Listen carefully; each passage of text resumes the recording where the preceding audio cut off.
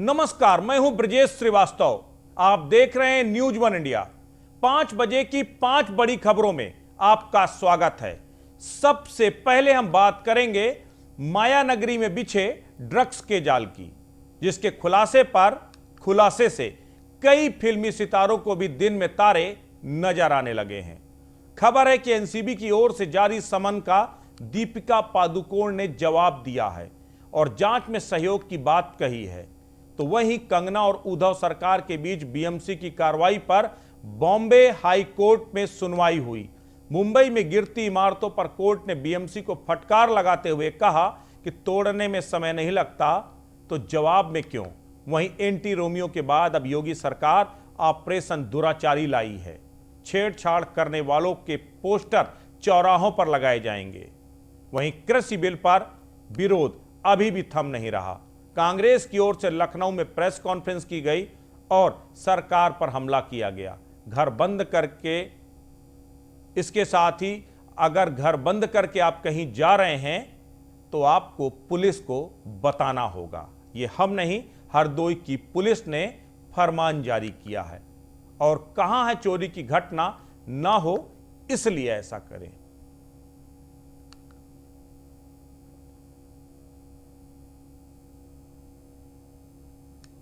Drugs case में अभिनेत्री सारा अली खान पहुंची है मुंबई।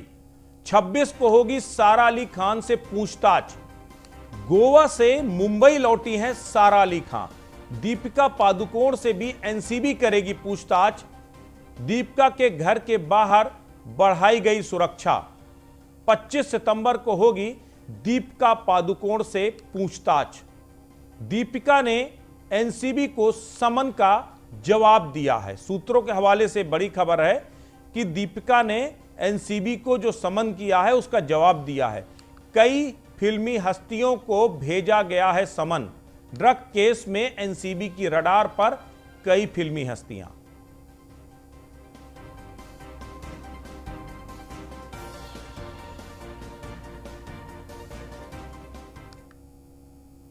वहीं कंगना मामले में आज बॉम्बे कोर्ट में सुनवाई हुई।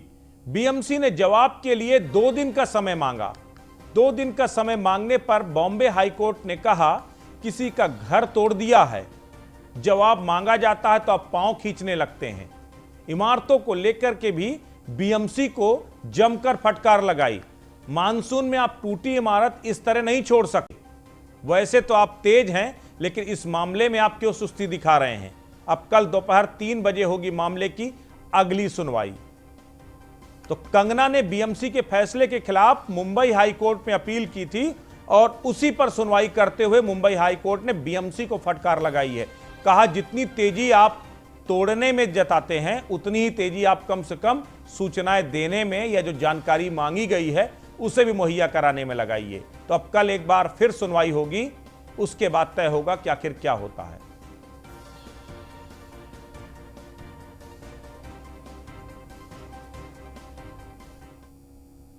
यूपी में अब मिशन दुराचारी महिलाओं के अपराध पर लगाम लगाने के लिए अब योगी सरकार ने बड़ा फैसला किया है। मिशन दुराचारी की शुरुआत की गई है। ऑपरेशन दुराचारी।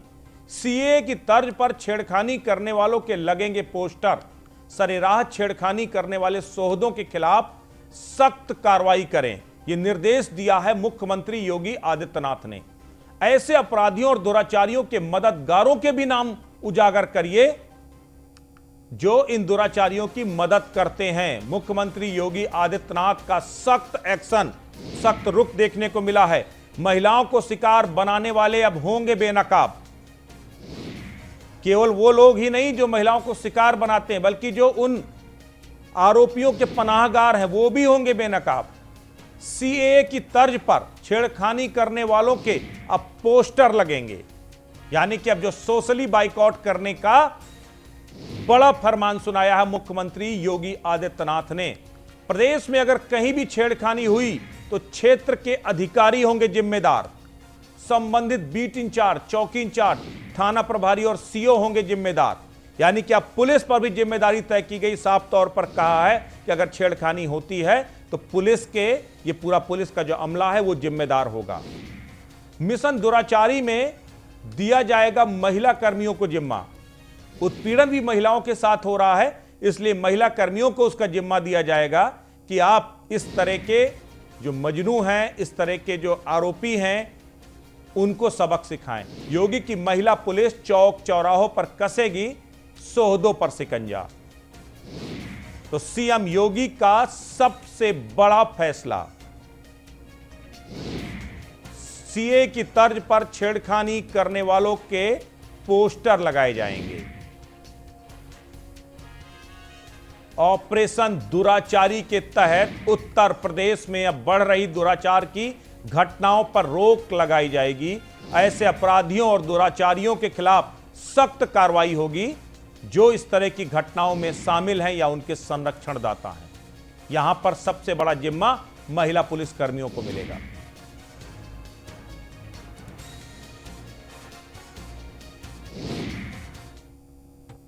ब्रेक के बाद आपका एक बार फिर स्वागत है। लखनऊ में कांग्रेस की प्रेस कॉन्फ्रेंस हुई है। कांग्रेस प्रदेश अध्यक्ष अजय कुमार लल्लू का बयान केंद्र सरकार की ओर से पारित किया गया काला कानून है। पूंजीपतियों को लाभ देने के लिए कृषि बिल पास किया गया है। गरीब किसानों का कोई रखवाला नहीं होगा।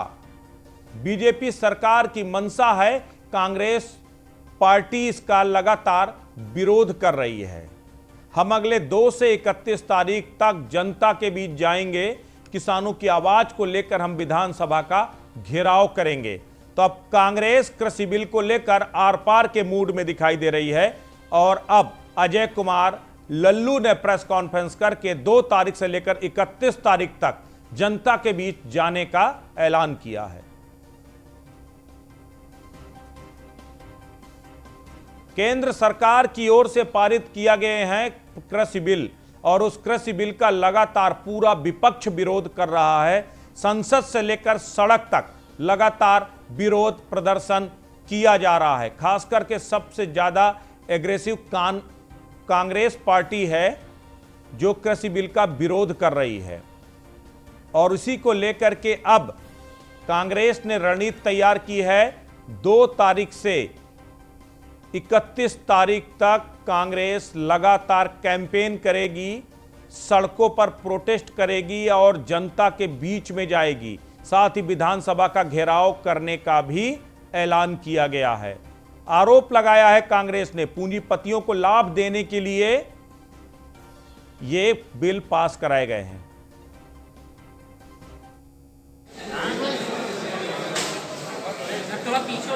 बताने के लिए बाहर भेज रहा है। हालत क्या है, ये हो चुके हैं कि किसान फसल बीमा कराया गया, 3 साल से फसल नुकसान हो वाला है।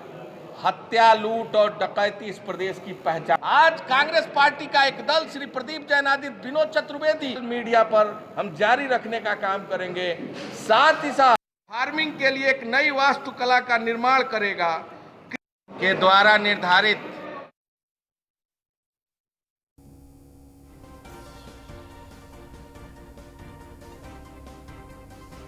तो बिल्कुल लगातार हमलावर है अजय कुमार लल्लू। पूरी कांग्रेस जो कृषि बिल है उसके खिलाफ घेराबंदी कर रही है केंद्र सरकार की। बीजेपी के खिलाफ इस वक्त जबरदस्त तरीके से हमलावर हो रही है कृषि बिल को लेकर कांग्रेस, और इसीलिए अब जनता के बीच जाने का फैसला किया है। 2 तारीख से लेकर 31 तारीख तक जनता के बीच में जा करके प्रदर्शन करेगी कांग्रेस।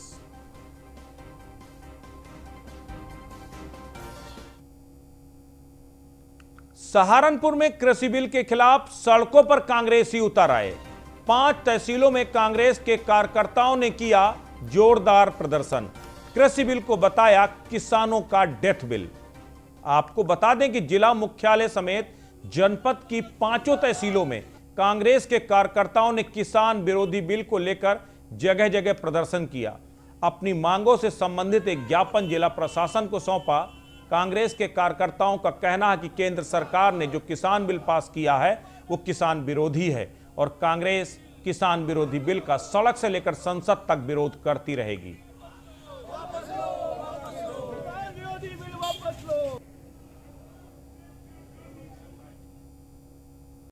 देखिए, किसानों के खिलाफ जो बिल केंद्र सरकार लेके आई है उसके लिए पूरे देश का किसान परेशान है और कांग्रेस पार्टी सड़क से संसद तक इस लड़ाई को लड़ने का काम करेगी।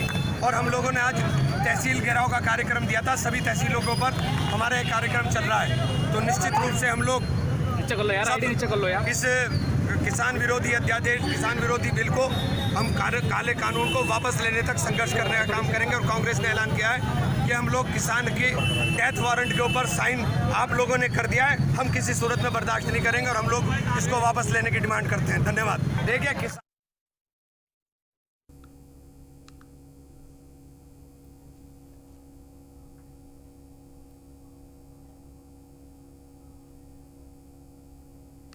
गाजियाबाद के लोनी पहुंची नोएडा पुलिस। गैंगस्टर सतवीर की संपत्ति को कुर्क करने के लिए नोएडा पुलिस गाजियाबाद पहुंची। सुंदर भाटी गैंग के आरोपी की संपत्ति कुर्क करने पहुंची है पुलिस। लोनी कोतवाली क्षेत्र के गनौली गांव का रहने वाला है सतवीर और उसी की संपत्ति को कुर्क करने के लिए इस वक्त पहुंची हुई है नोएडा की पुलिस। ऑपरेशन नेस्तनाबूद चला रही है उत्तर प्रदेश सरकार। तमाम अपराधियों की संपत्तियों को कुर्क कर रही है, उनकी अवैध निर्माणों को जमीदोज कर रही है। और उसी कड़ी में नोएडा की पुलिस गाजियाबाद पहुंची थी। गाजियाबाद में सतवीर, जो सुंदर भाटी गैंग का मुख्य सरगना रहा है, उसकी संपत्ति को कुर्क करने के लिए पुलिस टीम पहुंची। गनौली गांव, लोनी कोतवाली क्षेत्र का गनौली गांव का रहने वाला है सतवीर, और जहां नोएडा पुलिस की पूरी टीम लाव लश्कर के साथ पहुंची थी, उसकी संपत्ति को कुर्क करने के लिए कुर्की का आदेश जिलाधिकारी की तरफ से दिया गया था कि जो अपराधी हैं उनकी संपत्तियों को कुर्क किया जाए। आप ये तस्वीरें देखिए, ये नोएडा की पुलिस इस वक्त लोनी के गनौली गांव पहुंची हुई है। इस वक्त फोन लाइन पर हमारे संवाददाता शिवम गौतम जुड़ रहे हैं हमारे साथ। शिवम, नोएडा की पुलिस गाजियाबाद के गनौली गांव पहुंची है, अभी तक का क्या अपडेट है?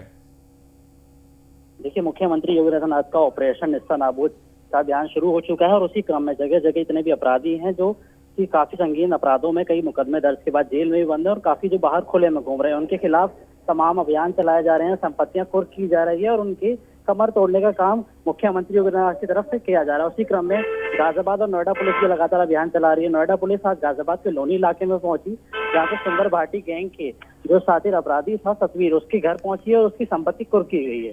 शिवम, अभी तक क्या क्या उसकी संपत्ति में जो कुर्क करने का काम है, अभी तक कौन कौन सी संपत्ति कुर्क की गई है और क्या गांव में किसी तरह का कोई विरोध ना हो, इसको लेकर क्या इंतजामात थे?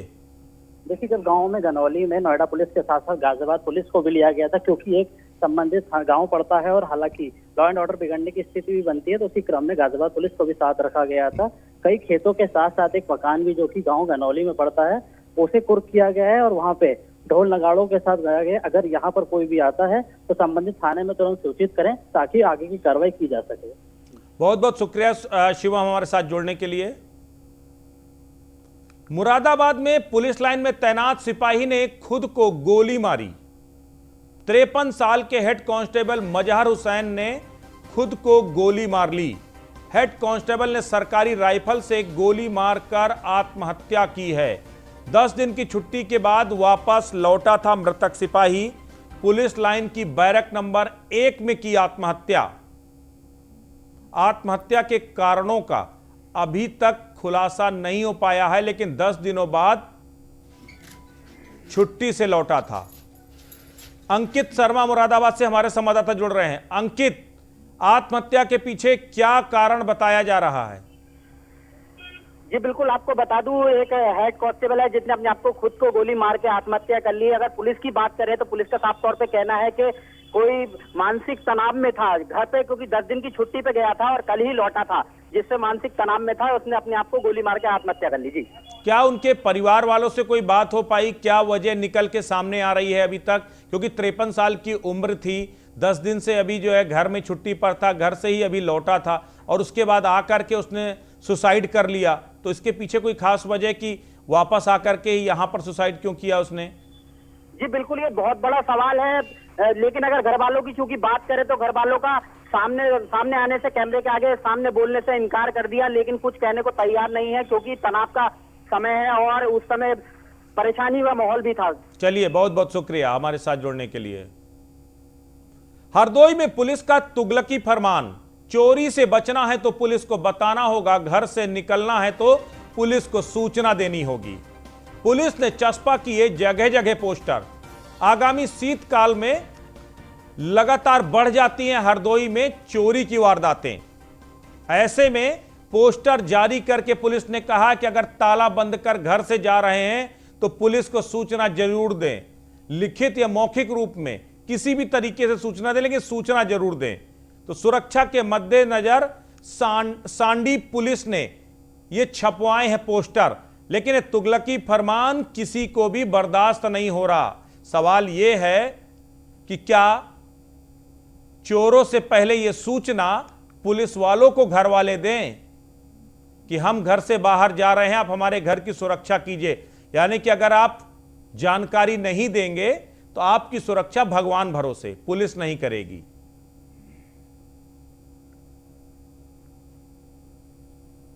यूपी में 24 घंटे में मिले कोरोना के 4,674 नए केस। यूपी में 24 घंटे कोरोना से 4,922 लोग ठीक भी हुए हैं। यूपी में कोरोना से 3,17,611 लोग ठीक होकर अपने घरों में वापस भी लौट चुके हैं। ऐसे में यूपी में अगर कोरोना से रिकवरी रेट की बात की जाए तो लगभग 82.19%, यानी 82% के आसपास रिकवरी रेट हो चुका है, जो काफी बेहतर कहा जाएगा। यूपी में कोरोना के 61,300 इस वक्त एक्टिव केस हैं। यूपी में कोरोना से कुल 5,366 लोग अभी तक ठीक हुए हैं।